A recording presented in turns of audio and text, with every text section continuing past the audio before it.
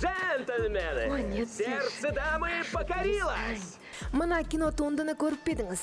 Фильмнің желісі бойынша бас кейіпкерге найзағай түседі. Соның нәтижесінде ол мүлде қартаймайтын адамға айналады. Вы очень похожи на одну мою знакомую, Адалин Боуман. Әрине, ешкімнің қартайғысы келмейді. Жас ұлғайса да бет әлпеті мен көңілінің мәңгі жас болғанын қаламайтын адам аз. Десе де, амал жоқ. Әлде расымен найзағайды күтеміз бе?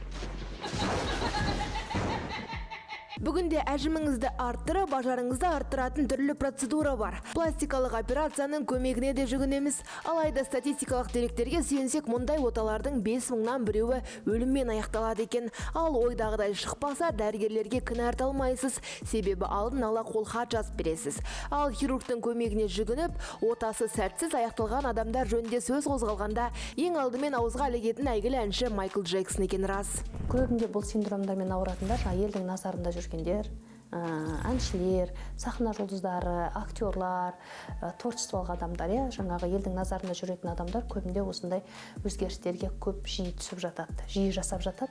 Бұл әрине бұл кісілердің де депрессиялық күйге, ішкі психикалық бұзылыстарға жиі ұшырайды деген көрсеткіштері тағы да бар. Ал 47 жастағы жұлдыз Анджелина Джоли. Өз жасынан әлде қайда жас көрінеді, ол хирургтың скальпеліне жабыса бермейді. Шылым шекпеу, спирттік ішімдіктер ішпеу, имбир шайын үзіксіз тұтыну Анджелинаның басты құпиясы.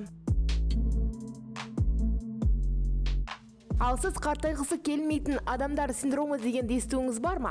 Қазір көпшілік осы дертке шалдыққан. Бұл синдром қартаюдан қорқу, жастықты сақтап қалу дегенді білдіреді. Ал мұның психологиялық түсіндірмесі қандай? Дориан Грей синдромы көбінде мынандай 3 типтік адамдарда кездеседі. Біріншісі нарциссизм тип деп айтамыз. Біз нарциссиктер, олар кәдімгідей өзінің жаңағы тәнін жағалай береді.